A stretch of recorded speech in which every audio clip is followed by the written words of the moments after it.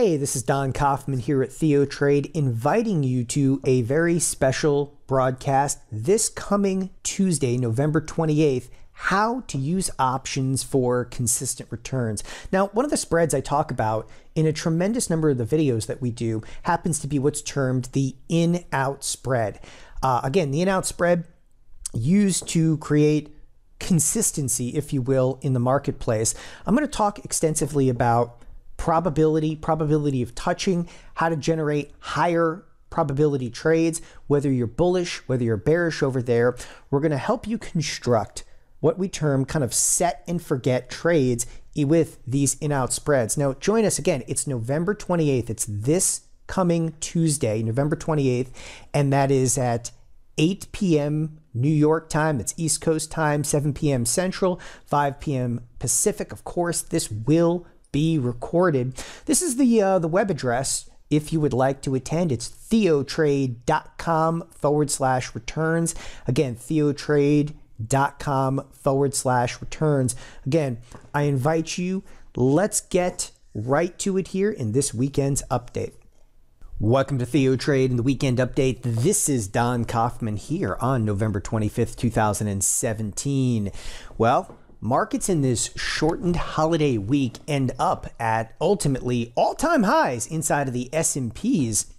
But when you start looking down kind of your watch list over here, and you look at different sectors and you look at the financials, or you might look over at energy, okay, or everybody's talking about retailers right now, you have to ask the question and really beg the question, what ultimately drove us into all-time highs over here? And then we're going to look specifically at expected moves from this past week and future weeks. As a side note, we're also going to talk a little bit more about the bond markets and why bond markets are so incredibly influential right now to what is going on inside of the S&P 500. So let's go ahead and get started with what really drove markets to all-time highs. Now, I'm going to take us here in an S&P. This is the S&P E-mini futures, which really is the S&P 500, just down to a 30-day 1 hour. Again, in this shortened holiday week, we took off out of the gate, right? We ultimately had a big Tuesday to the upside, meandered in and around the 2600 level throughout the remainder of the week. Now, as I said, what really kind of drove us there? Well, so you're starting to look through things, and I'll jump, for instance, to the financials. The financials, which were ripping strong a few weeks ago, have actually come in a little bit, and really on the week finished for the most part unchanged. Again, shortened holiday week because of Thanksgiving. We traded Monday, Tuesday, Wednesday, and then ultimately had a half a day on Friday. In that half a day, the S&Ps rallied. And the more I looked into this, the more, you just turn right back to, well, pretty much what I call the monsters of tech. Well, the monsters of tech, once again, are what really drove markets to high. So the reason I look at the XLF is your second largest sector inside of the S&P 500. I also started looking at the XLE. The XLE, of course, has come to life a little bit lately. And yes, the XLE got bid up throughout the course of this week. Nevertheless, really all the credit for markets, obtaining all-time highs goes right back to, the same, what we call, again, the monsters of tech over here. So looking a little deeper into this, one of the things I also like to do is look at things in terms of percentage terms, right? So this is now Amazon, okay, plus Google, plus Microsoft, all right, plus Apple, plus Facebook. And they're all weighted to right around, it was initially about $1,000 product. So again, this is a conglomerate symbol that I kind of call the monsters of technology.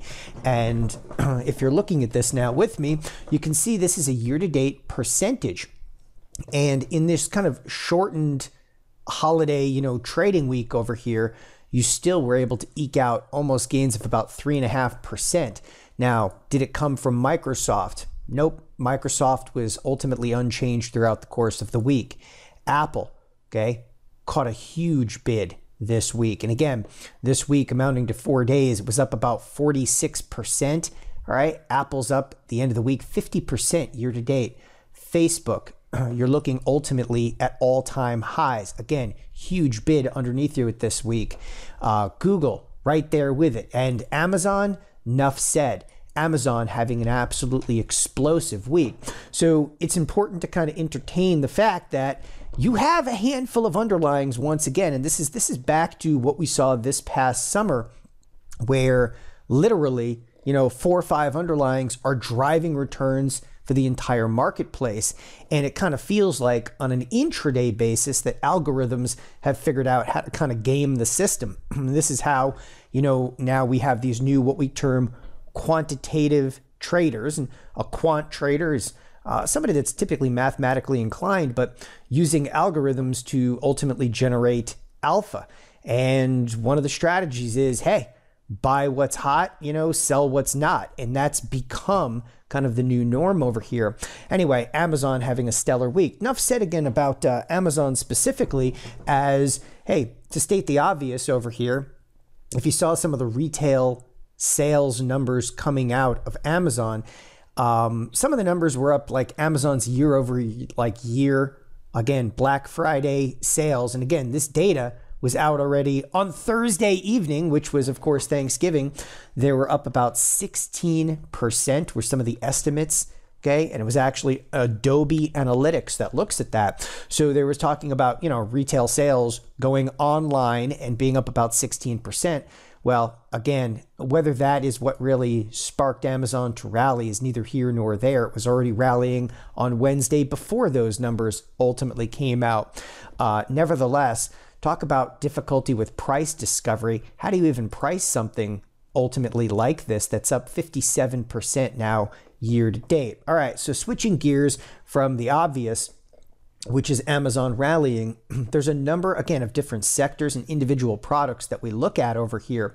One of the ones that starts to stand out is, when everybody right now is focused on retail, right? Because we just went through Black Friday. So I looked over at like XRT, and I see XRT on the week did absolutely nothing. All right. Ultimately, the underlying got bid prior to coming into the heaviest retail, shopping week out there. So yeah, again, there's a lot of people that they're going to look at retail coming into early December like, oh yeah, retail's going to rally. Listen, the markets are fairly intuitive and they're sharp. Right? If somebody thinks something is going to rally, they go out there and buy it before everybody else. And you're seeing just that here in XRT. So then, I went through a list, some of the usual suspects, and, come down to like Walmart. Well, listen, Walmart already saw its rally, right? When they announced the stock buybacks. I mean, Walmart is up 40% year to date. And you have to zoom out just to behold 40% year to date. All right. If you've ever looked back at Walmart, you can go back. This is a 10-year monthly. The irony of this is the current movement we're seeing right now is larger, okay, than any other volatility that Walmart has seen inside of the last 10 years. That includes, 2008. And the irony of it is volatility, all right, this is movement ultimately to the upside. Even, again, in stark contrast, how many months it took ultimately for Walmart to break down versus the explosive move to the upside. Walmart happens to be a position, though, that I have been maintaining a short on, and have actually looked at Walmart in and around the 100 level as being a good entry for a short stock position. The thing that is a little bit formidable to be short Walmart is it does pay approximately a 2% dividend yield on there. All right, so switching gears a little bit from looking at Walmart, all right, I started looking at things like Target, I brought up all the retailers I possibly could off the top of my head, and I started looking at things like, Ross Stores, and I'm like, is this even reality? Ross actually rallied off their previous earnings, but the stock started selling off a little bit again late into Friday. All right, late into Friday, it was a half a trading session, but late in the trading session on Friday, it again sold off right into the close over here. So I looked at Ross. I looked at things like Kohl's. I just went through the entire kind of gamut over here. Kohl's also seeing a bid off of their last earnings announcement, but again, kind of reversing a little bit on the week over here. And I just went through the entire, as I said, the gamut of retail stocks to find, here's Bed Bath & Beyond, something we've looked at extensively. Kind of caught a bid, but faded again into Friday on the week. And what was surprising about this is really when it came down to retail, okay, it came down to ultimately, one or two underlying, specifically Amazon, of course, comes back, into scope over here. Nevertheless, the idea of like that, retail rally, kind of throw it, out a little bit. And we'll continue to watch retail, though, however, throughout the course of this coming week. Now, switching gears a little bit over here, let's go back from looking at individual sectors, because it's very apparent and very transparent what really drove markets into all-time high, territory over here. And the answer lies in, again, the exact same stocks, the Apples, the Facebooks, the Googles, Amazon over here. However, what the SPX is doing right now is, okay, fairly surprising. So what you guys are looking at is the SPX. The lines drawn on your screen are termed expected moves. And you can see these lines throughout the course of the screen. We can kind of zoom in and zoom out. What we did see, okay, this week was a very, very mild breach of expected move. And to bring this into scope, I drew the expected move. And again, I'm just trying to bring it in tightly as possible. I drew the expected move this past week at 25.99 and change. Okay. The week ultimately closed at 26.02. So for the most part, is it a breach of expected move? Well, according to the expected move calculation that I use on a week-to-week basis, the answer is yes. That was about a +3, expected move over there, but nothing exactly to shake the stick at in terms of, oh, it breached. Interesting irony on this front is I'm actually going to turn off the expected moves for a second. Expected move calculations can differ from trading firm to trading firm, and we do our best, right? I actually draw the expected moves each and every week, literally by hand. I'm turning them on, turning them off because I'm drawing them. But our auto expected move calculator, and you'll find this interesting, the auto expected move uses a very mild variation of expected move, and it actually kind of takes the volatility at a slightly different time. And the interesting irony of this is we, according to the expected move calculator, closed right on the edge of the expected move, nevertheless inside of the expected move. So again, there are differing calculations that, the differing calculations vary by no more than a mild few points, almost to be considered a rounding error. For me, this is just evidence again that the expected moves hold a tremendous amount of weight in the markets. Now, with this expected move inside of the SPX, it's important to be very, very forward looking. And by saying forward looking, one interesting scenario that we're going to get this next week is there happens to be an expiration, okay, on a Monday, right? And then it jumps to a Wednesday. And I just want to highlight this as we go through, because if you open up an option chain in the SPX, there's nothing ambiguous right now about what the market's interpreting risk to be, because we're going to have a Monday, okay, a Wednesday, a Thursday, and a Friday. See, there's now also an end of month thrown in here. So there are now 4 expirations this coming week. Now, I'm telling you, this stuff is imperative to understand. When I say there's nothing ambiguous that's going to go on, pretty much, okay, 4 days out of the trading week, the SPX is telling you we're going to move here, here, here, or here. And you may not believe it, but hey, listen, there are billions of dollars being traded on this. Like here, I got 20,000 contracts says, okay, X. I got 18,000 contracts says Y. You have to realize that the expected moves that we're looking at here, they're not pulled out of thin air, okay? This is the meat and potatoes of trading firms. This is billions of dollars being traded on either side of the market, both buyers and sellers, okay? And it's the option chains themselves that generate the implied volatilities. Now, what is interesting to me, okay, not only do we have 4 expirations this week, the volatility subsided substantially, okay? This coming week, we're only looking at about a $21 move, either higher or lower. Now, why does that stand out? Because it's in stark contrast, okay, to what we saw this previous week. This previous holiday week, all right? This previous holiday week, the expected move, and that's the range from okay, where we started the week down, the expected move was just over $20, either higher, okay, or $20 lower. This next week, with a full 5 trading days over here, we're only looking at a $21 move, either up or down. And again, if you ever want to look back at this stuff, if you are on thinkorswim, you can look back at the previous week. You know, how do you do that? Well, today I'm recording this on the, November 25th. You just bump back over here, go right to the 18th. Look at the 18th, there was the SPX, okay? Look about 6 days out and you'll see it's $20.27, okay? But now look at the option chain live with an extra, day and a half of trading. We only have what? It's a $1 difference. So you can interpret immediately that the implied volatility has subsided. The market right now is not anticipating a tremendous amount of risk in this coming week, which is interesting because we've seen, again, this rise of movement, and we've been spot on with this. I keep pointing out on a night-to-night basis how imperative it is to understand the expected moves, but the markets, okay, are doing their best to just drive right to the edges of these expected moves in so many recent cases. All right, so let's switch gears completely over here, okay, away from expected moves. Again, we know this next week that we're expecting less risk. What I want you to get kind of thinking about in terms of sectors, you want to watch the XLF this coming week, okay? The XLF caught a little bit of a bid earlier in the week and kind of faded. The reason I'm keying into the XLF, okay, it has a tremendous amount to do with the action that we're seeing in the bond markets.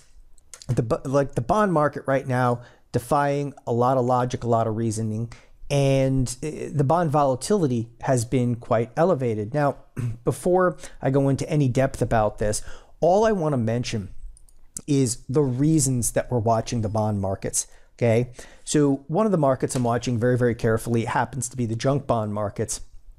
All right. To put this into scope, the junk bond market, okay, it's high yielding debt. And for those of you who have absolutely no idea what high yielding debt is or what junk is just what it sounds like, okay? Junk, and this happens to be a junk bond kind of ETF, all right? Junk provides capital, right, to firms that, well, aren't exactly so cheery, firms that are not necessarily doing so well out there, and higher risk debt is where they have to turn. So if you're looking like in the United States, companies like, different drilling companies, and drilling companies have always been high risk. I'm talking about energy sector and drilling have been construed as high risk. And they go out there and they'll borrow money in terms of junk. Now, one of the reasons, again, I'm keying into junk specifically is the wild volatility that we've seen lately. So why as investors or traders in the S&P or somebody that's looking at a stock like Amazon, why should you care about junk debt? Well, for the most part, if you look around the world, okay, whether it's Bank of Japan, whether it's the European Central Bank, which is the ECB headed by Mario Draghi, whether it's here in the United States, when we're looking at the Fed and what's about to be a switch from, Janet Yellen over to Powell, it amounts to about $15 trillion of stimulus, okay? But here in the United States, we've stopped the stimulus program. So we've stopped the stimulus program, and we might be seeing effects of this. So if you want to look at effects of it, when you say we stopped the stimulus program, this happens to be the 5-year US Treasury notes. And you can see they've had a fairly steep decline. Now, as the 5-year sells off, the interest rate associated with the 5-year takes off to the upside. Okay, that one's pretty self-explanatory. We're also seeing, again, some volatility inside of junk bonds. You're like, okay, so what does all this matter? For, years and years, the bond market, and I'm going to go back over to bonds, the bond market has kept interest rates inherently low. And if you want to look specifically at interest rates, we'll use the TNX in this case, which is the 10-year Treasury, okay? And these interest rates have been incredibly low, and in and around, for instance, here's the 10-year right now. This is about 2.3%, Again, that's about 2.3%. So they're inherently low. You're like, okay, so newsflash, I know that. All right. However, so we stopped stimulus here in the US. Okay, Mario Draghi is officially starting to cut back on some of the bond buying. The interesting thing about this, though, if you looked at junk debt right now inside of Europe, junk debt in terms of the interest rate, the yield, is actually, it's trading for lower than the 10-year US Treasury. Now think about that for a second. Junk companies are able to borrow for less, okay, than even like the 10-year US Treasury. So imagine you have a company that's like barely in business over there and they could borrow for like 2%. Why? Because the ECB just keeps buying up the debt. If you're in Japan over there, they got negatively yielding debt. That's you borrow money and get paid to borrow money. It's a brilliant idea. There could be thousands and thousands of firms, okay, ultimately that are worth nothing, but you would never know that. There's no price discovery when they're capable of going and borrowing money for next to nothing. But that's neither here nor there.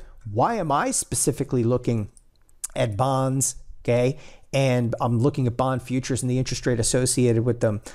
The turbulence, I believe, will begin inside of the bond markets. When I say turbulence, okay, so you have $15 trillion. Now, as soon as traders really start to believe that the ECB is going to cut back, as soon as they believe that the US, okay, and the Fed, headed by Yellen and soon Powell, is no longer going to be providing the stimulus, okay, there's no yield in these bonds. So what do you get? You get traders and investors diving into products inside of the S&P 500, okay, throw risk aside. This is yield-starved investors that want nothing to do with ultimately the bond market. And all of that is showing up inside of the S&P 500. Why? Because you still have, all right, trillions of dollars that are seeking returns. Yet that $15 trillion that you see in stimulus has filled the entire bond market. The bond market's full, right? So if the bond market's filled, it spills over ultimately into the S&P 500, spills over into Japanese markets. So we're seeing some volatility in this bond market. And the way that traders and investors react, okay, they're going to take it out, all right, of eventually the U.S. equity market when they feel that that stimulus rug is going to truly be pulled. Now, listen, the ECB is still doing bond buying. They're just going to cut back at the first of the year to about 30 billion, but it doesn't matter. Okay. This is all perception at this point. And you don't want to be the first trader. Okay. But you definitely can't be the last. And what I'm talking about is out the door. And again, when everybody starts to head for the door, volatility is going to pick up substantially, not only in the S&P 500, but we think we're seeing some ripples of this starting to emerge inside of the bond markets. And again, it's US Treasuries have, you've heard about like the yield curve flattening out. We've got junk bond that's making some funky moves over here. Right now, we're not seeing really any implications to the XLF, the financials, which of course are going to be incredibly sensitive to any movement in the bonds. But this is precisely why we're looking at it for this next and coming week. Again, bonds critically important to influence the XLF. Meanwhile, we have the monsters of tech continuing to rally to all-time highs. Individual stocks right now, though, mean a lot less to me than looking at some of the big picture out there. Thanks, everybody, for joining us at TheoTrade. Have a wonderful holiday weekend. Bye-bye.